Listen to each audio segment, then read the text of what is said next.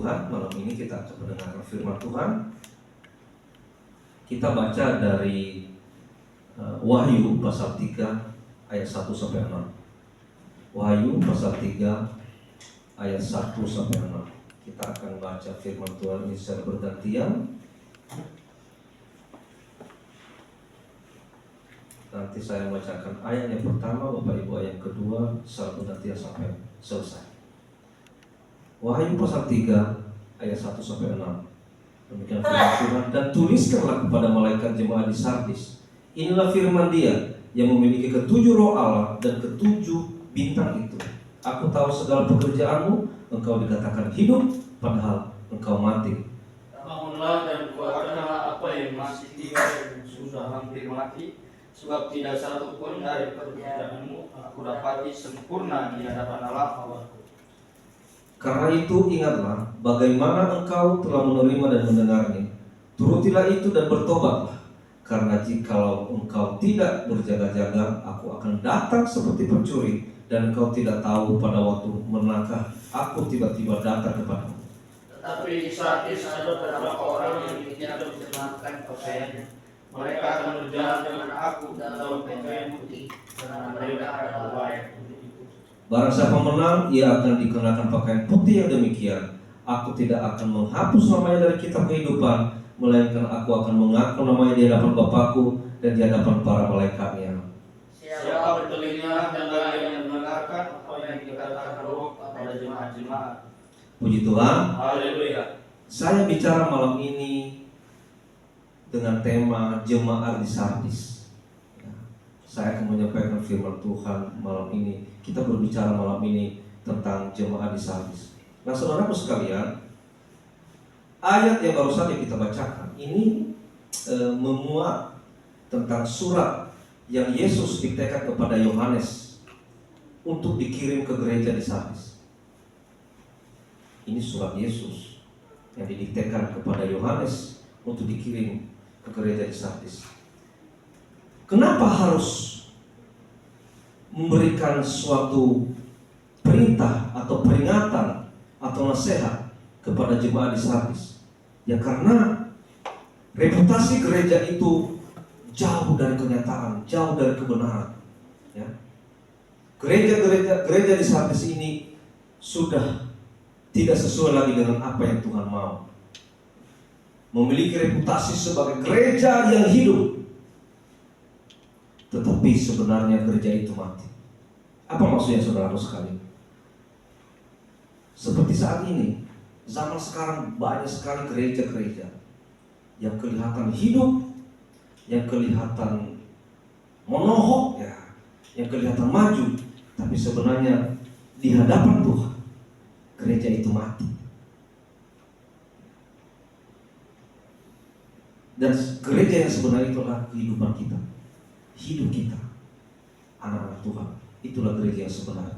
Nah, mungkin kita ini kelihatan untuk orang banyak, kelihatan untuk sesama kita, sama-sama jemaat, saudara seiman kita. Mereka melihat kita seperti orang yang rohaninya hidup, orang yang benar-benar sungguh-sungguh taat kepada Tuhan.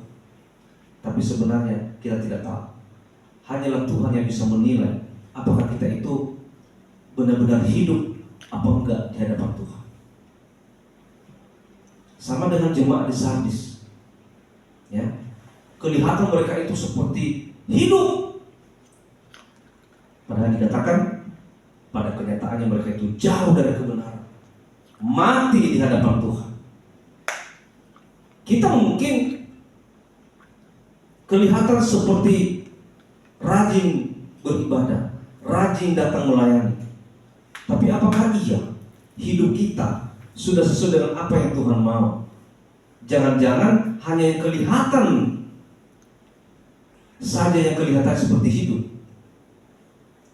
Takutnya, khawatirnya hidup kita ini atau rohani kita ini mati di hadapan Tuhan. Itulah ya. Coba kalau kita baca ayat yang pertama tadi.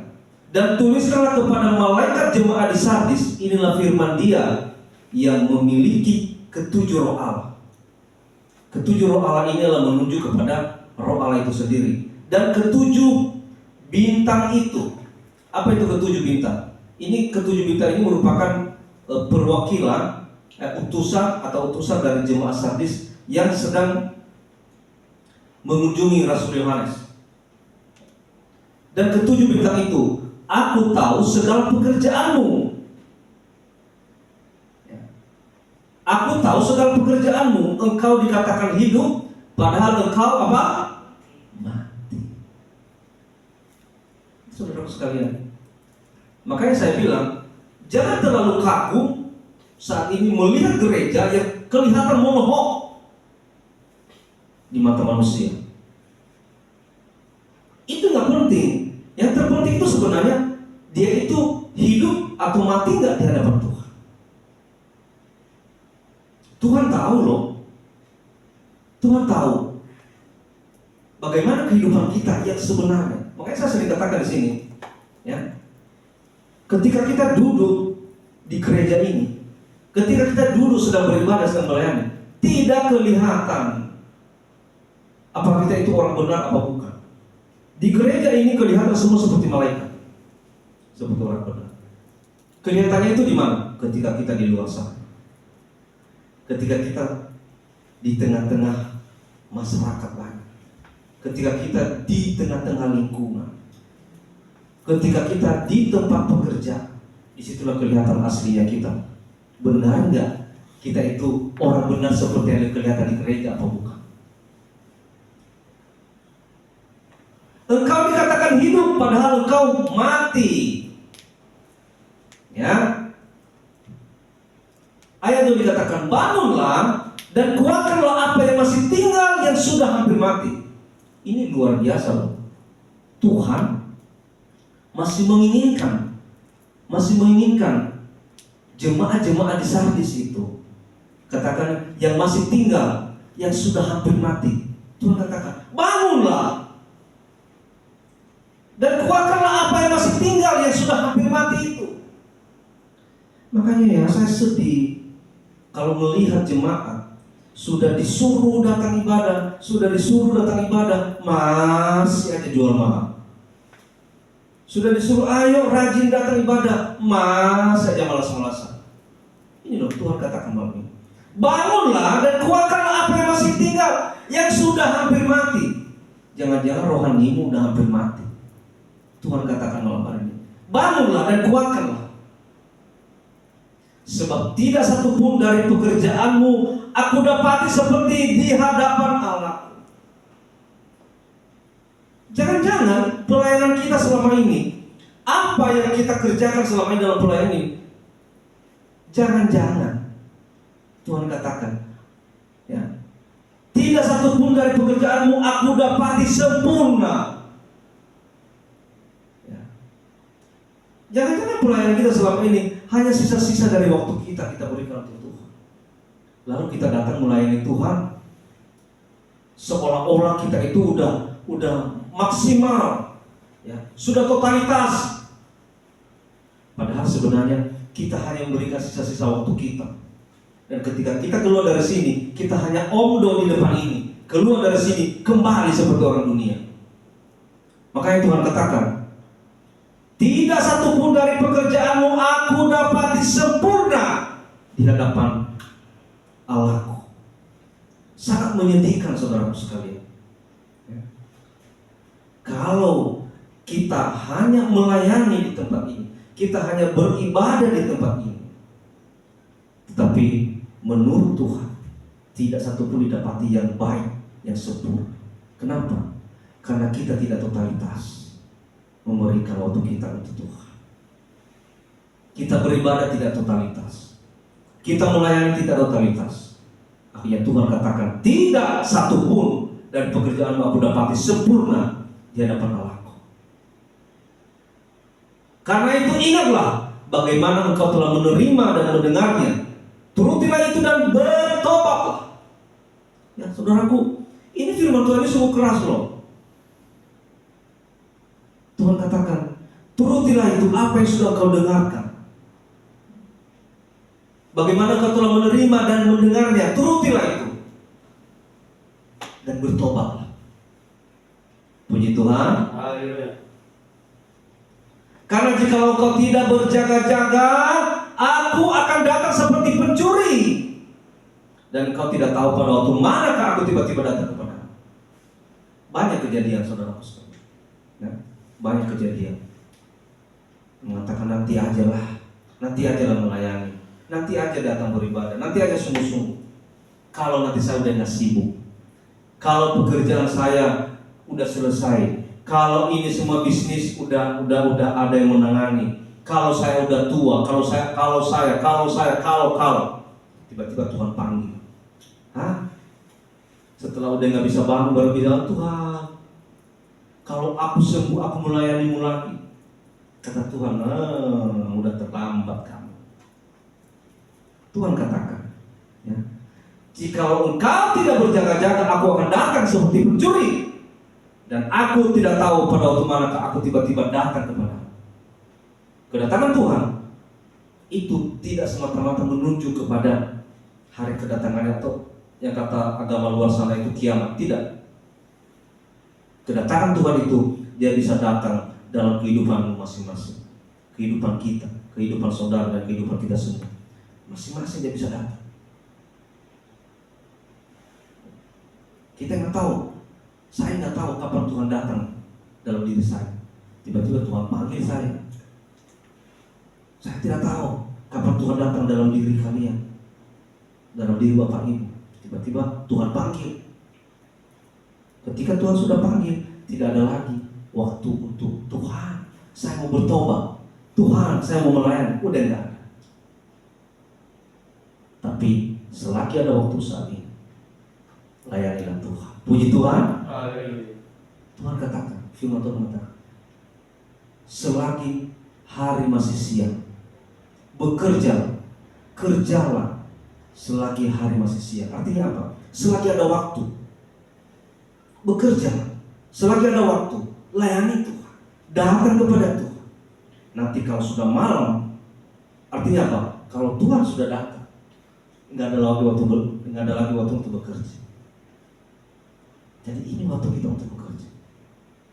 Saudara jangan berpikir, wah, yang nggak datang ibadah ini sering-sering nggak datang ibadah. Kita aja nih yang datang ibadah.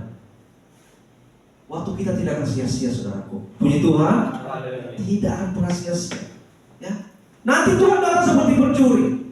Dan kapan pun Tuhan datang, kalau kita sudah siap, kita nggak pernah takut. Tetapi di sadis ada beberapa orang yang tidak mencemarkan pakaiannya. Artinya apa?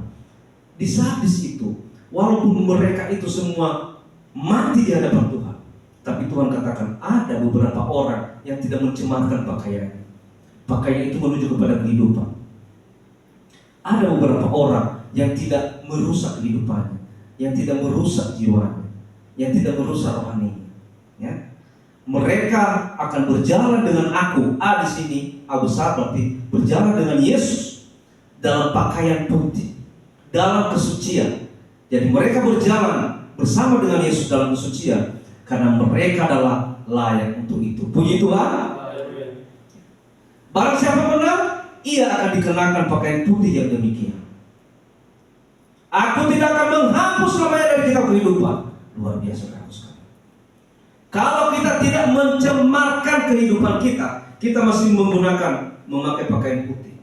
Kita masih hidup kudus, hidup suci, tidak merusak hidup ini, tidak merusak jiwa kita.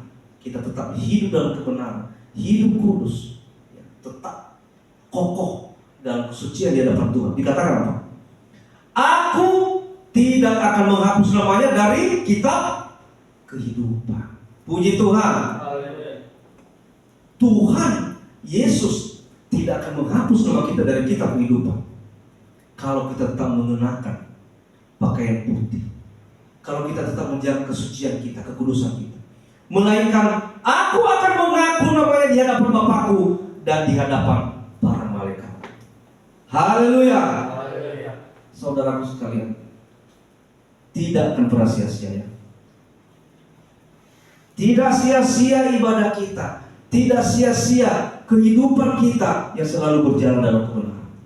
Tidak sia-sia kita tetap mempertahankan iman kita kepada Kristus. Tidak sia-sia kita menjaga kekudusan kita, kesucian kita. Dikatakan, aku tidak akan menghapus namanya dari kitab kehidupan. Nama kita tetap tertulis dalam kitab kehidupan. Ya. Melainkan, aku akan mengaku namanya di hadapan Bapakku dan di hadapan para malaikat.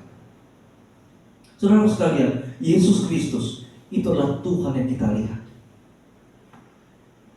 Ya. Tuhan secara ilahi kita tidak pernah melihat. Ya, itulah kalau kita bicara itu Allah Tritunggal. Orang sering bermasalahkan, kok kamu menyembah manusia? Itu kan manusia. Agama-agama penyembah manusia. Loh, justru Yesus itu adalah pernyataannya supaya dia bisa melihat, supaya dia bisa bertemu dengan manusia.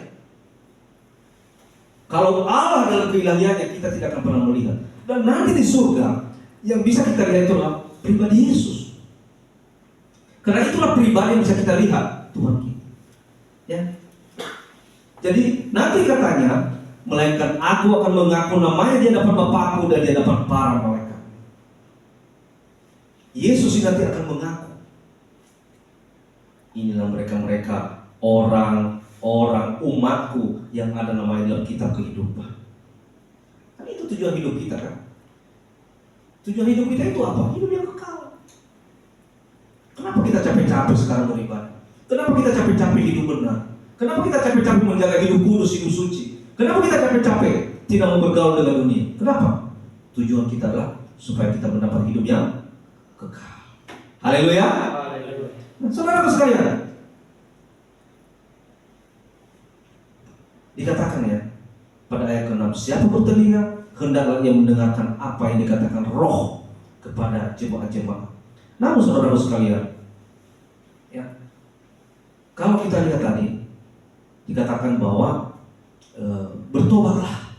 Ya, saya kembali ke ayat 3 tadi itu, ada beberapa mereka yang ada banyak mereka-mereka yang hidup dalam jalan yang tidak benar, sehingga Tuhan pun begitu tidak suka dengan sikap mereka. Makanya Tuhan katakan, ya, Tuhan katakan kepada orang-orang percaya di Sardis, dia mengatakan apa? Bangkit, bertobat, dan hidup kembali dalam Kristus. Dia mengatakan kepada orang-orang percaya tadi yang masih mengenakan pakaian putih, yang masih menjaga hidupnya, kesucian yang dikatakan, bangkit, bertobat, dan hidup di dalam Kristus. Ini peringatan yang Tuhan berikan kepada jemaat-jemaat di Sardis. Makanya dikatakan di sini ayat ke-6, siapa bertelinga hendaklah ia mendengarkan apa yang dikatakan Roh kepada jemaat-jemaat. Saudaraku, saya rasa kita ini semua punya telinga. Saya rasa kita tidak tuli mendengarkan firman Tuhan. Saya rasa kita semua tidak budak, kecuali kalau saudara-saudara menutup kuping untuk mendengar firman Tuhan. Selagi kita masih bisa dengarkan firman Tuhan ini, Tuhan katakan apa? Bertobatlah, bangkit, dan hidup kembali dalam Kristus.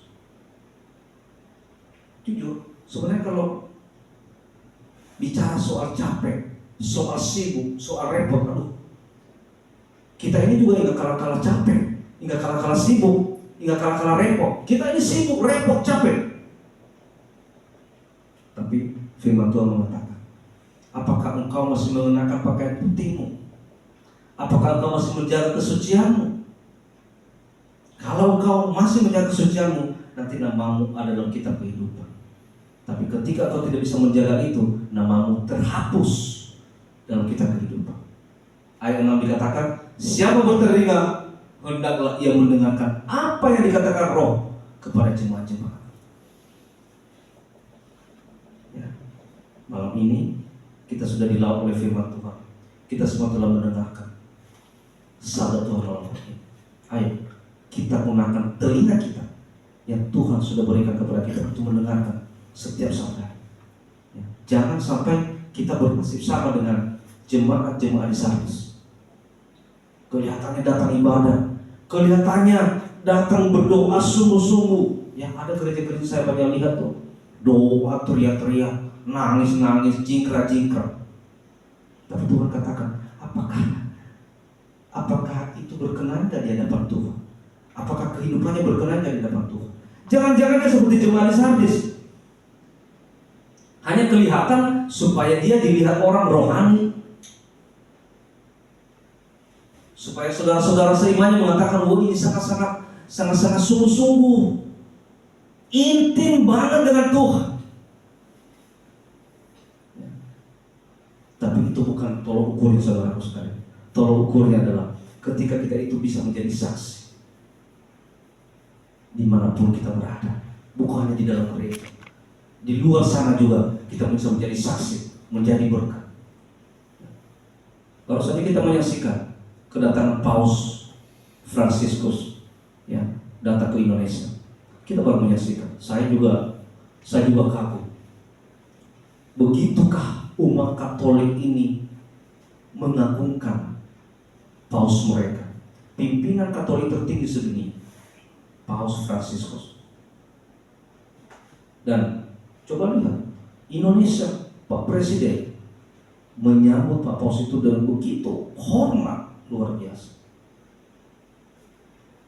Bisa dibacakan Injil di Masjid Istiqlal Jakarta. Dibacakan Injil Lukas di situ, di Masjid Istiqlal Jakarta. Dikawal kemana-mana, disambut baik. Wah, luar biasa. Saudara sekalian, itu baru Paus. Begitu dihormatinya, begitu diagungkan. Yang kita bicarakan malam hari ini adalah Tuhan kita Yesus Kristus. Ya. Kalau Paus aja dihormati, masa kita tidak menghormati Tuhan kita? Paus itu hanya ciptaannya. Kalau ciptaannya aja dihormati, masa kita tidak menghormati penciptaan?